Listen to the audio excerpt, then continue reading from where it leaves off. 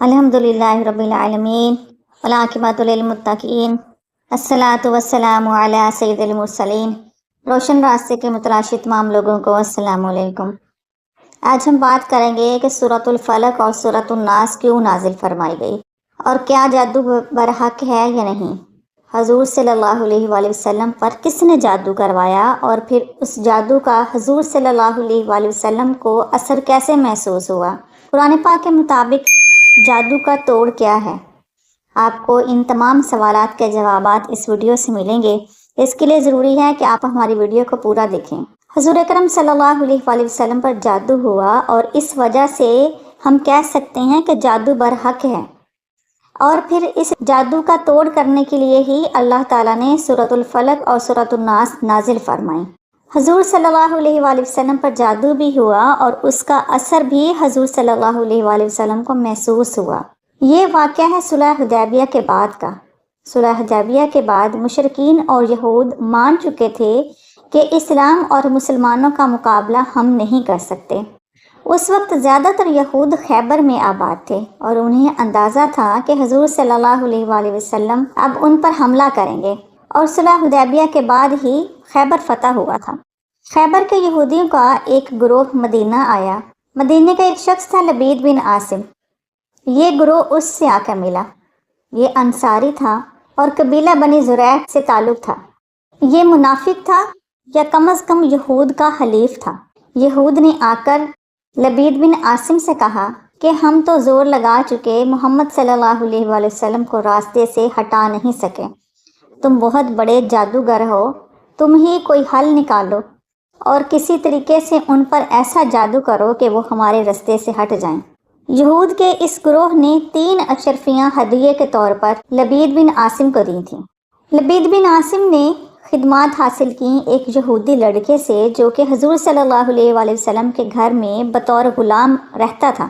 اس غلام نے حضور صلی اللہ علیہ وآلہ وسلم کی کنگھی کے 2 یا 3 دندانے توڑے، اور اس کنگھی میں آپ کے کچھ بال بھی تھے، وہ بھی لے لیے۔ جیسا کہ بال کنگھی کرتے وقت کنگھی میں کچھ بال رہ جایا کرتے ہیں، اصل میں بال انسان کے جسم کا حصہ ہوتا ہے۔ بالوں میں بھی جینز اور سیلز ہوتے ہیں، اسی وجہ سے یہ بڑھتے بھی ہیں۔ جنات کی وجہ سے اور مختلف جادو منتروں کی وجہ سے انسانی جسم کے کسی ایک حصہ پر غلط اثرات اگر ڈالے جائیں تو سارے جسم پر اثر پڑتا ہے۔ کیونکہ بال انسانی جسم کا حصہ ہے، حضور صلی اللہ علیہ وآلہ وسلم کے بال چرا لیے گئے اور پھر ان بالوں کے اوپر جادو کیا گیا تھا۔ لبید بن عاصم نے ایک پتلا سا بنایا اور ایک دھاگے میں 11 گرہیں لگائیں، اور ایک کنواں تھا جس کا نام زروان یا زو اروان تھا، اس کی تہ میں ایک پتھر کے نیچے رکھ دیا۔ اس کے بعد حضور صلی اللہ علیہ وآلہ وسلم کی کیفیت کچھ ایسی ہو گئی کہ جیسے ان کا جسم جکڑا سا گیا ہو۔ کسی کام کا سوچتے کہ یہ کرنا ہے، پھر کرتے نہیں تھے، لیکن ان کو لگتا تھا کہ یہ کام کر لیا ہے۔ یعنی کچھ عرصے کے لیے کچھ چیزیں حضور صلی اللہ علیہ وآلہ وسلم کو بھولنے لگ گئی تھیں۔ آپ نے ان تبدیلیوں کا کسی سے ذکر نہیں کیا تھا، اور پھر اللہ تعالیٰ نے حضور صلی اللہ علیہ وآلہ وسلم کی اس طریقے سے مدد فرمائی کہ ایک رات آپ نے خواب دیکھا۔ یا تو خواب تھا یا نیند اور جاگنے کے درمیان کی حالت تھی۔ جیسے بندہ کہتا ہے کہ ہلکی ہلکی نیند تھی۔ اس میں آپ نے محسوس کیا کہ 2 فرشتے انسانی شکل میں آئے ہیں۔ ایک فرشتہ آپ کے سر کی طرف آ کر کھڑا ہو گیا اور دوسرا آپ کے پاؤں کی طرف کھڑا ہو گیا، اور وہ دونوں فرشتے آپس میں بات کرنے لگے۔ انہوں نے جو آپس میں بات کی اس کی وجہ سے حضور صلی اللہ علیہ وآلہ وسلم کو پتہ چلا تھا کہ ان پر جادو ہوا ہے۔ ایک فرشتہ کہنے لگا ان کو کیا ہوا؟ دوسرے نے کہا یہ بیمار ہیں۔ پہلے نے پوچھا بیماری کیا ہے؟ تو دوسرے نے بتایا کہ ان پر جادو کیا گیا ہے۔ فرشتے نے پوچھا کس نے کیا؟ تو دوسرا فرشتہ کہنے لگا لبید بن عاصم نے جادو کیا ہے۔ پھر پوچھا کس چیز پر؟ تو بتایا ان کے بالوں پر، اور پتلا کنویں میں دبایا گیا ہے، اور کنویں کا نام بھی بتا دیا گیا۔ جب حضور صلی اللہ علیہ وآلہ وسلم کو یہ سب کچھ پتہ چل گیا تو حضرت عائشہ صدیقہ رضی اللہ تعالیٰ عنہ کو یہ ساری بات بتائی اور بتایا کہ مجھے پتہ چل گیا ہے کہ میرے جسم میں تکلیف کی وجہ کیا تھی۔ اور اگلے دن ہی آپ صلی اللہ علیہ وآلہ وسلم نے حضرت علی کرم اللہ وجہہ، حضرت طلحہ رضی اللہ تعالیٰ عنہ اور ساتھ کچھ اور صحابہ کو اس کنویں پر بھیجا، جس دھاگے پر جادو کیا گیا تھا اس میں 11 گرہیں لگی تھیں، اور حضور صلی اللہ علیہ وآلہ وسلم کو سورۃ الفلق اور سورۃ الناس عطا کی گئیں۔ ان دونوں صورتوں میں سے ایک صورت کی آیات 5 ہیں اور ایک کی 6 ہیں، یعنی دونوں صورتوں کی ایک ایک آیت حضور صلی اللہ علیہ وآلہ وسلم پڑھتے اور ایک گرہ کھولتے۔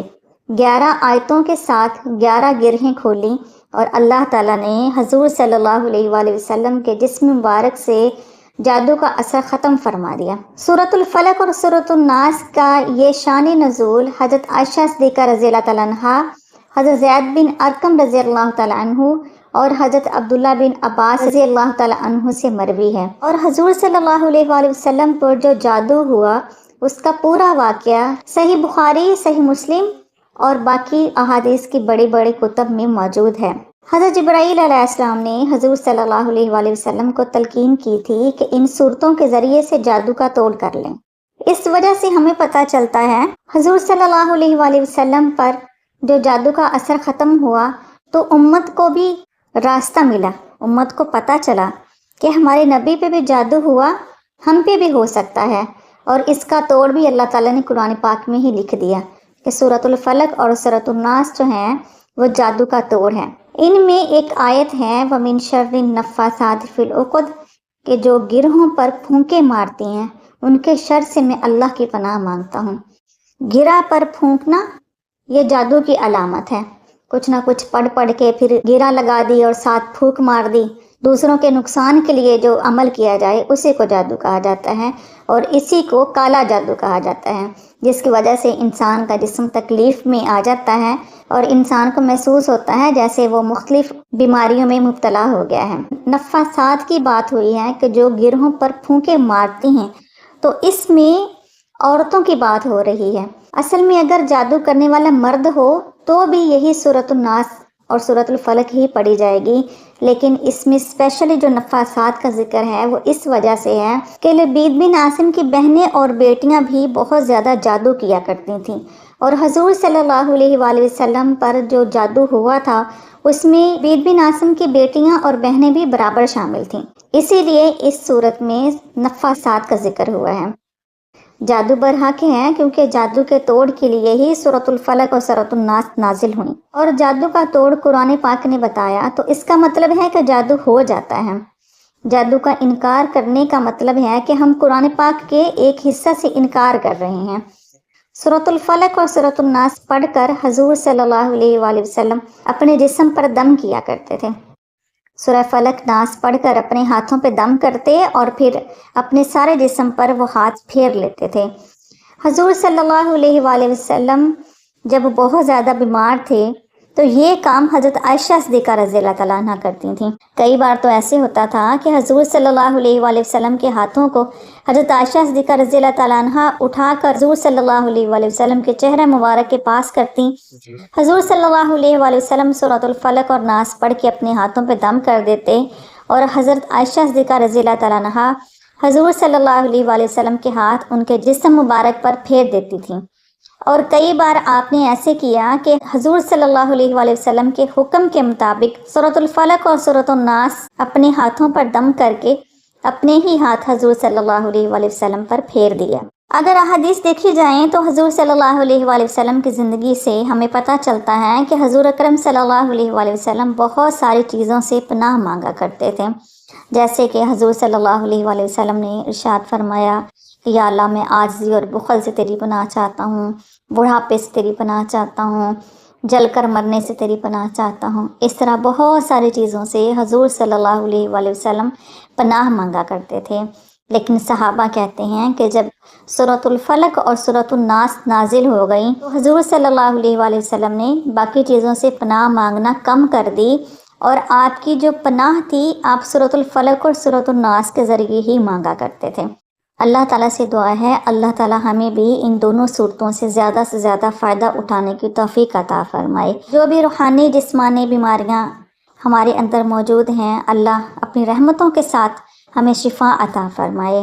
وآخر دعوانا ان الحمد للہ رب العالمین۔